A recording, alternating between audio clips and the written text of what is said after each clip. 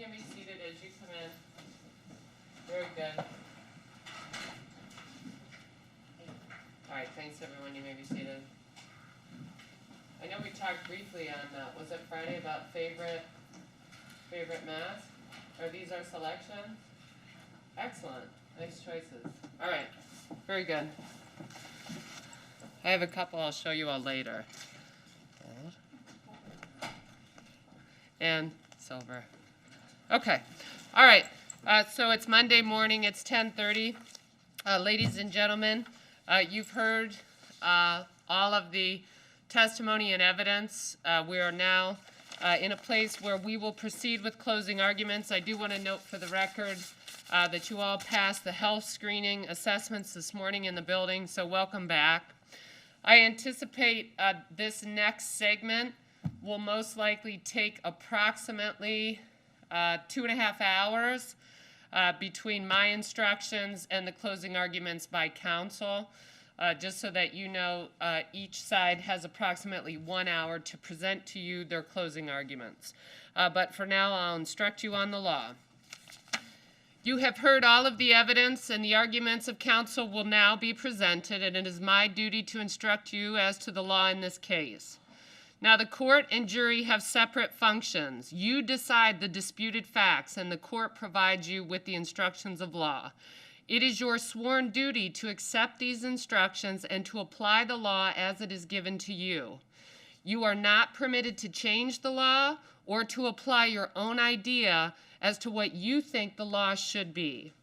Now, a criminal case begins with the filing of an indictment, a statement that informs a defendant that she has been charged with a particular crime.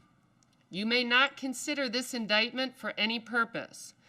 The plea of not guilty is a denial by a defendant of charges and puts in issue all of the essential elements of the crime or crimes alleged. Now, the defendant is presumed innocent until her guilt is established beyond a reasonable doubt. The defendant must be acquitted unless the state of Ohio produces evidence which convinces you beyond a reasonable doubt of every essential element of the offense charged in the indictment. I am now going to define reasonable doubt for you. Reasonable doubt is present when the jurors, after you have carefully considered and compared all the evidence, cannot say that you are firmly convinced of the truth of the charge.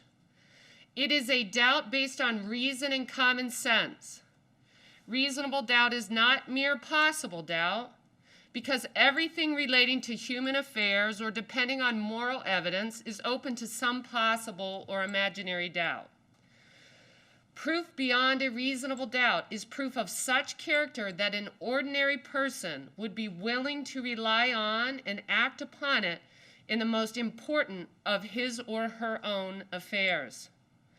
Now, evidence is all the testimony received from the witnesses during the course of the trial and the exhibits, which have been admitted into evidence, facts agreed to by counsel, and any facts which this court requires you to accept as true. Evidence may be direct or circumstantial or both. Direct evidence is the testimony given by a witness who has seen or heard the facts to which he or she testifies. It includes exhibits which have been admitted during the course of trial. Circumstantial evidence is the proof of facts or circumstances by direct evidence from which you may reasonably infer other related or connected facts, which naturally and logically follow according to the common experience of mankind. Now, to infer or to make an inference is to reach a reasonable conclusion of fact, which you may but are not required to make from other facts which you find have been established by direct evidence. Whether an inference is made rests entirely with you. Direct evidence and circumstantial evidence are of equal weight or probative value. Evidence does not include the indictment.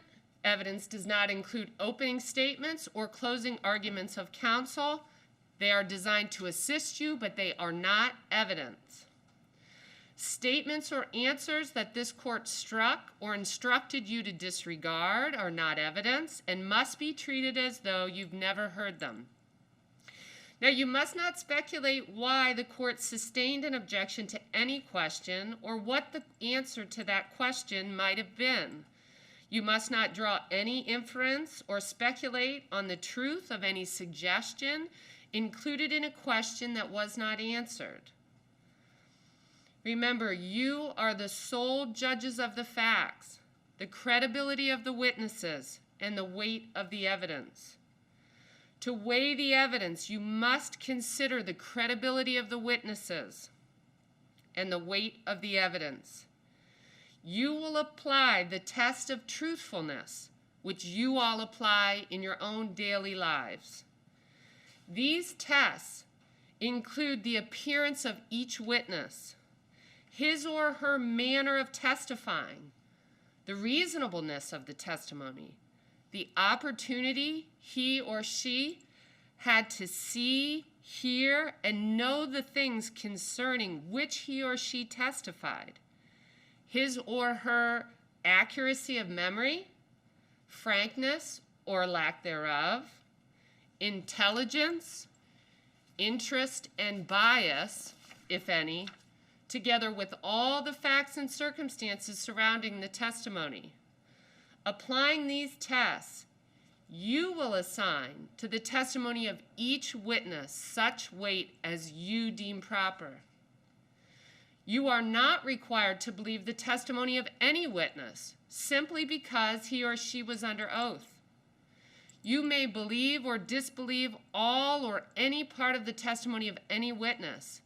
It is your province to determine what testimony is worthy of belief and what testimony is not worthy of belief. Now, generally, a witness may not express an opinion. However, one who follows a profession or special line of work may express his or her opinion because of his or her education, knowledge, and experience. Such testimony is admitted for whatever assistance it may provide to help you all arrive at a just verdict. Questions have been asked in which expert witnesses were permitted to assume certain facts were true and to give an opinion based upon such assumption. You must determine whether the assumed facts upon which the expert based his or her opinion are true. If any assumed fact was not established, you will determine its effect upon the opinion of the expert. However, as with other witnesses, upon you alone rests the duty of deciding what weight should be given to the testimony of the experts. In determining its weight, you may take into consideration his or her skill, experience, knowledge, veracity, familiarity with the facts of the case, and the usual rules for testing credibility and determining the weight to be given to that testimony. Now, it is not necessary that Erica Stefanko take the witness stand in her own defense. She has a constitutional right not to testify. The fact that she did not testify must not be considered for any purpose. The court will now provide you with the definitions of the crimes alleged in this case. Each definition contains words that have particular meaning in criminal law. Once I give you the definition of the criminal charges alleged, I will provide you with the definition of the terms used within those definitions. Aggravated murder, count 15. In count 15, Erica Stefanko is charged with aggravated murder.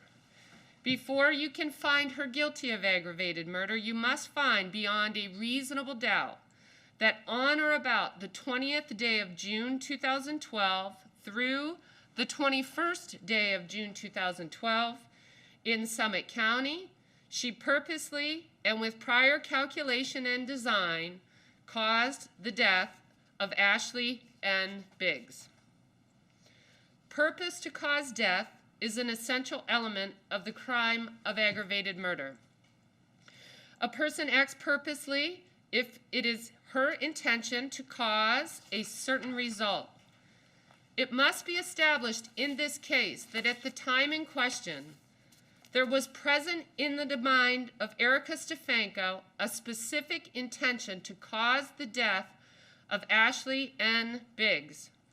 Purpose is a decision of the mind to do an act with a conscious objection of producing a specific result. To do an act purposely is to do it intentionally and not accidentally. Purpose and intent mean the same thing. The purpose with which a person does an act is known only to herself unless she expresses it to others or indicates it by her conduct.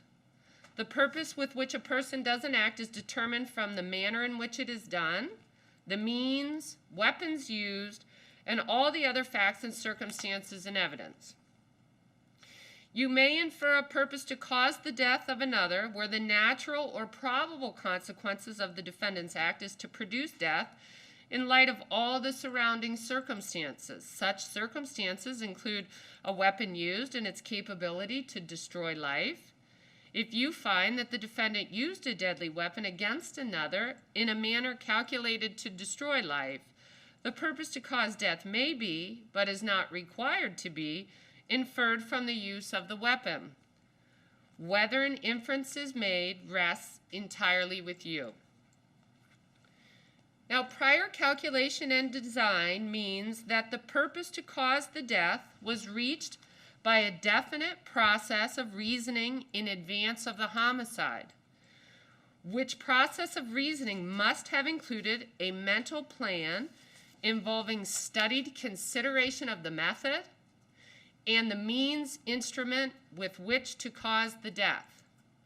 To constitute prior calculation, there must have been sufficient time and opportunity for the planning of an act of homicide, and the circumstances surrounding the homicide must show a scheme designed to carry out the calculated decision to cause the death.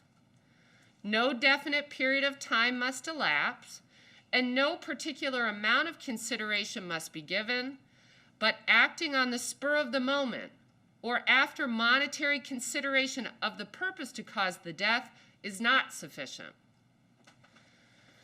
Now, the state charges that the act or failure to act of the defendant caused death. Cause is an essential element of the offense of aggravated murder.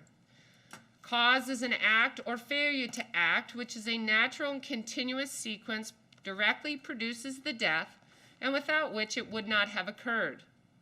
The defendant's responsibility is not limited to the immediate or most obvious result of the defendant's act or failure to act. The defendant is also responsible for the natural and foreseeable results that follow in the ordinary course of events from the act or failure to act.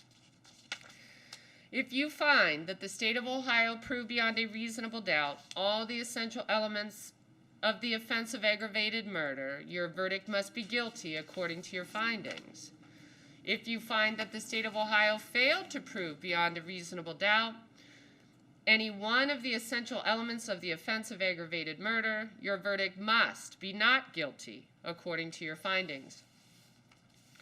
Aggravated murder count 16. In count 16, Erica Stefanko is charged with aggravated murder. As to this count, before you can find her guilty of aggravated murder, you must find beyond a reasonable doubt that on or about the 20th day of June 2012 through the 21st day of June 2012 in Summit County, she purposely caused the death of Ashley N. Biggs while committing or attempting to commit, or while fleeing immediately after committing or attempting to commit kidnapping or aggravated robbery. I have defined purposely and cause for you in my instructions for count 15 above. Those same definitions apply to this count. While committing or attempting to commit or fleeing immediately after committing or attempting to commit means that the death must have occurred as part of acts leading up to or occurring during or immediately after the commission of kidnapping or aggravated robbery, and that the death was directly associated with the commission of or the flight immediately after the commission of the kidnapping or aggravated robbery. I will define the terms related to kidnapping and aggravated robbery in a few minutes. An attempt is knowingly engaging in conduct which, if successful, would have resulted in the commission of an offense as charged. A person acts knowingly, regardless of her purpose, when she is aware that her conduct will probably cause a certain result, or she is aware that her conduct will probably be of a certain nature. A person has knowledge of circumstances when she is aware that such circumstances probably exist. Knowingly means that a person is aware of the existence of the facts and that her acts will probably cause a certain result or be of a certain nature. Because you cannot look into the mind of another, knowledge is determined from all of the facts and circumstances in evidence. You will determine from these facts and circumstances whether there existed, at the time in the mind of Erica Stefanko, an awareness of the probability that her conduct, which if successful, would have resulted in the commission of kidnapping or aggravated robbery. If you find that the state of Ohio proved beyond a reasonable doubt all the essential elements of the offense of aggravated murder in count 16, your verdict must be guilty according to your findings. If you find that the state of Ohio failed to prove beyond a reasonable doubt any one of the essential elements of the offense of aggravated murder in count 16, your verdict must be not guilty according to your findings. Murder count 17. In count 17, Erica Stefanko is charged with murder. Before you can find her guilty of murder, you must find beyond a reasonable doubt that on or about the 20th day of June 2012 through the 21st day of June 2012 in Summit County, Ohio, she purposely caused the death of Ashley N. Biggs.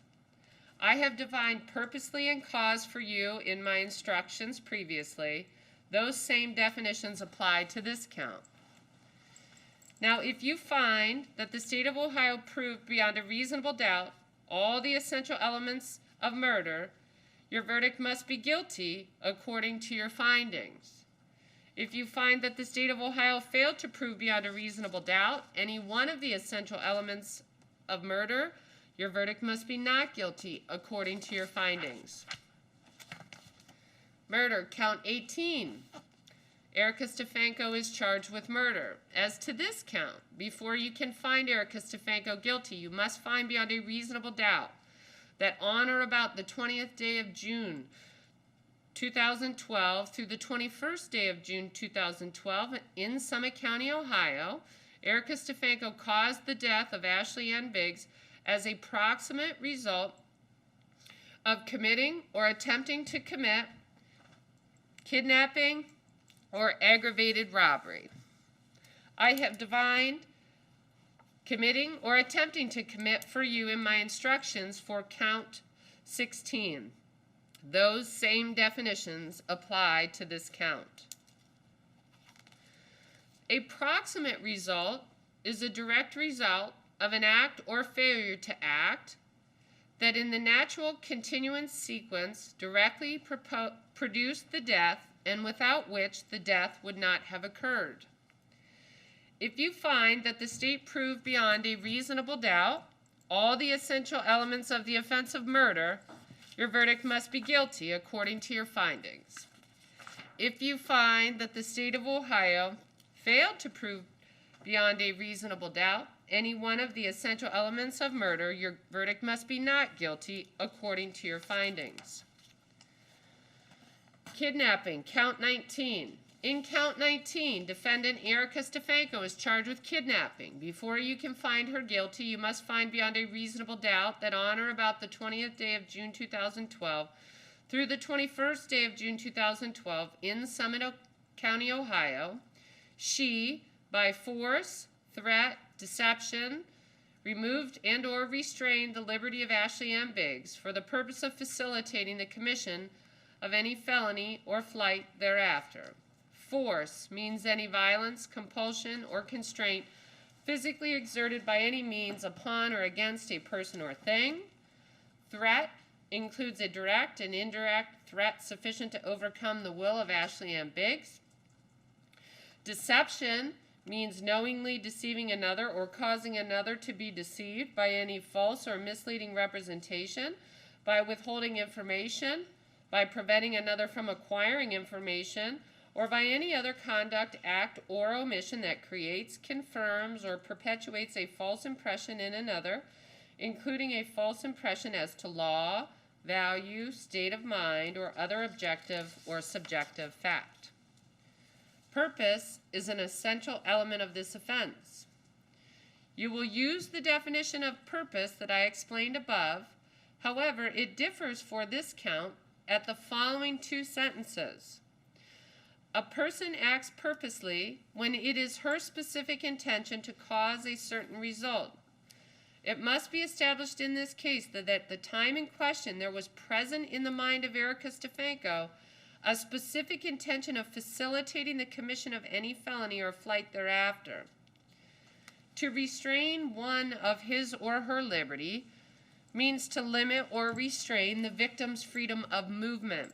The restraint need not be for any specific duration of time or in any specific manner. Facilitating means helping, promoting, assisting, or aiding. Now, the court instructs you, as a matter of law, that aggravated murder, and aggravated robbery are felonies. The court has previously defined the elements of aggravated murder and murder for you. You are to use those same definitions here. I will shortly define the elements of aggravated robbery for you. If you find that the state of Ohio proved beyond a reasonable doubt all the essential elements of the offense of kidnapping in count 19, your verdict must be guilty according to your findings. If you find that the state of Ohio failed to prove beyond a reasonable doubt any one of the essential elements of the offense of kidnapping in count 19, then your verdict must be not guilty according to your findings. Aggravated robbery, count 20. In count 20, Erica Stefanko is charged with aggravated robbery. Before you can find her guilty, you must find beyond a reasonable doubt that on or about the 20th day of June 2012 through the 21st day of June 2012 in Summit County, Ohio, she did, in attempting or committing a theft offense or in fleeing immediately after the attempt or offense, recklessly have a deadly weapon, to wit, a taser, which is a conductive energy device, or zip ties on or about her person or under her control, and either displayed the weapon, brandished it, indicated that she possessed it or used it, and or recklessly inflicted or attempted to inflict serious physical harm on Ashley N. Biggs. I have defined while committing or attempting to commit for you above. Now, before you can find that Erica Stefanko was committing or attempting to commit a theft offense, you must find beyond a reasonable doubt that she purposely deprived the owner of property knowingly without the consent of the owner. I will now define the elements of the theft offense. A person acts knowingly, regardless of her purpose, when she is aware that her conduct will probably cause a certain result, or she is aware that her conduct will probably be of a certain nature. A person has knowledge of circumstances when she is aware that such circumstances probably exist. Knowingly means that a person is aware of the existence of the facts and that her acts will probably cause a certain result or be of a certain nature. Because you cannot look into the mind of another, knowledge is determined from all the facts and circumstances and evidence. You will determine from these facts and circumstances whether there existed at the time in the mind of Erica Stefanko an awareness of the probability that she was obtaining or exerting control over the property without the consent of the owner. Now, proof of motive is not required. The presence or absence of motive is one of the circumstances bearing upon purpose or knowledge. Where an act is a crime, a good motive or purpose is not a defense. Property means any property, real or personal, tangible or intangible, and any interest or license in that property. Purpose is an essential element of the crime of theft. A person acts purposely when it is her specific intention to cause a certain result. It must be established in this case that at the time in question, there was present in the mind of Erica Stefanko a specific intention to deprive the owner of property. When the essence of the offense is a prohibition against conduct of a certain nature, a person acts purposely if her specific intention was to engage in conduct of that nature, regardless of what she may have intended to accomplish by her conduct. Purpose is a decision of the mind to do an act with a conscious objective of producing a specific result or engaging in specific conduct. To do an act purposely is to do it intentionally and not accidentally. Purpose and intent mean the same thing. The purpose with which a person does an act is known only to herself unless she expresses it to others or indicates it by her conduct. The purpose with which a person does an act or brings about a result is determined from the manner in which it is done, the means used, and all the other facts and circumstances and evidence. Deprive means to withhold property of another permanently or for such period as to appropriate a substantial portion of its value or use, or with purpose to restore it, only upon payment of a reward or other consideration. Dispose of property so as to make it unlikely that the owner will recover it, or accept, use, or appropriate property with purpose not to give proper consideration in return for the property, and without reasonable justification or excuse for not giving proper consideration. Owner means any person other than the defendant who is the owner of, or who has possession or control of, or any license or interest in property. Consent may either be express or implied. Express consent is determined by the written or spoken words of the person involved. Implied consent is determined by the facts and circumstances which surround those involved, including their words and acts from which you may infer that consent was given. This concludes the definition for theft offense. I will now continue with the remaining elements of aggravated robbery. The act of having the deadly weapon on or about her person or under her control and displaying, brandishing, indicating possession of it, or using it must occur during or immediately after the commission of or the attempt to commit a theft offense. Deadly weapon means any instrument, device, or thing capable of inflicting death and designed or specifically adapted for use as a weapon or possessed, carried, or used as a weapon. A deadly weapon is any instrument, device, or thing which has two characteristics. The first characteristic is that it's capable of inflicting or causing death. The second characteristic is in the alternative. Either the instrument, device, or thing was designed or specifically adapted for use as a weapon, such as a gun, billy club, or brass knuckles, or it was possessed, carried, or used in this case as a weapon. These are questions of fact for you to determine. Brandish means to wave or exhibit in a menacing or challenging way. Serious physical harm means any of the following: any mental illness or condition of such gravity as would normally require hospitalization or prolonged psychiatric treatment. Any physical harm that carries a substantial risk of death. Physical harm that involves some permanent incapacity, whether partial or total, or that involves some temporary substantial incapacity. Any physical harm that involves some permanent disfigurement, or that involves some temporary serious disfigurement, or any physical harm that involves acute pain of such duration as to result in substantial suffering, or that involves any degree of prolonged or protracted pain. If you find that the state of Ohio proved beyond a reasonable doubt all the essential elements of the offense of aggravated robbery, your verdict must be guilty, according to your findings.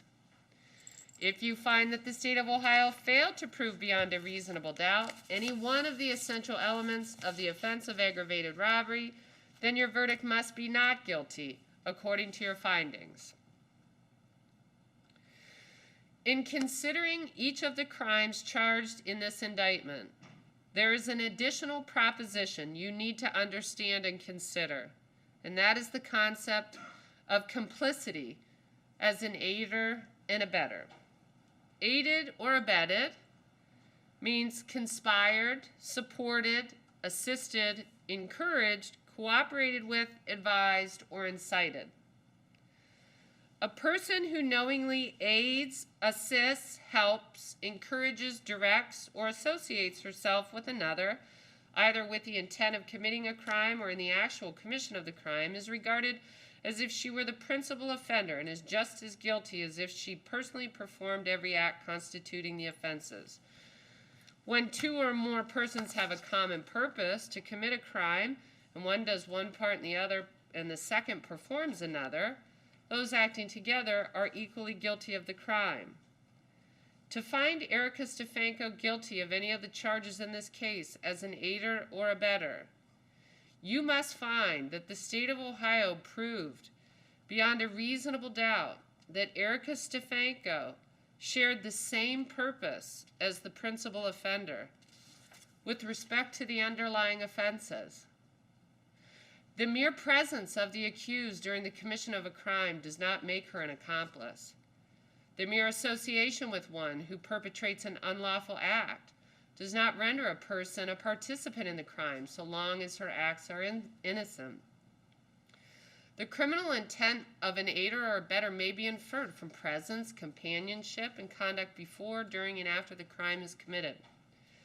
The inference is non-conclusive and based on all the evidence introduced by the prosecution to indicate Erica Stefanko's intent, and by Erica Stefanko's to indicate her lack of intent, may be considered in determining whether she knowingly and or purposely committed the crimes charged. The state of Ohio must establish this proof beyond a reasonable doubt.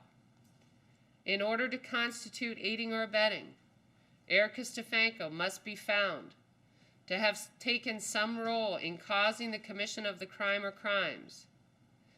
This is to protect innocent bystanders who have no connection to the crime other than simply being present at its commission.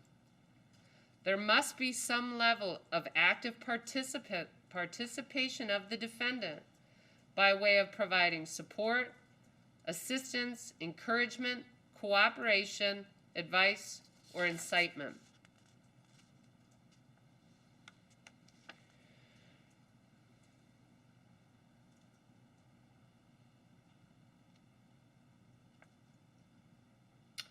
If you find that the state of Ohio proved all of the essential elements of the offense of complicity, your verdict must be guilty according to your findings.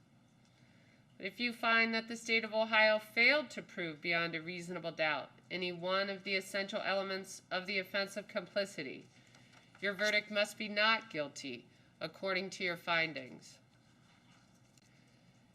In this matter, you heard testimony of Chad J. Cobb.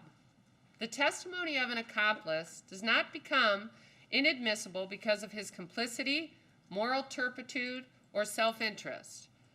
But the admitted or claimed complicity of a witness may affect his credibility and make his testimony subject to grave suspicion and require that it be weighed with great caution. It is for you, as jurors, in light of all the facts presented to you from the witness stand, to evaluate such testimony and determine its quality and worth or its lack of quality and worth. Now, testimony has been admitted indicating that Erica Stefanko attempted to conceal a crime. You are instructed that this conduct alone does not raise a presumption of guilt, but it may tend to indicate the defendant's consciousness or awareness of guilt. If you find that the facts do not support that the defendant attempted to conceal the conduct, or if you find that some other motive prompted the defendant's conduct, or if you are unable to decide what the defendant's motivation was, then you should not consider this evidence for any purpose.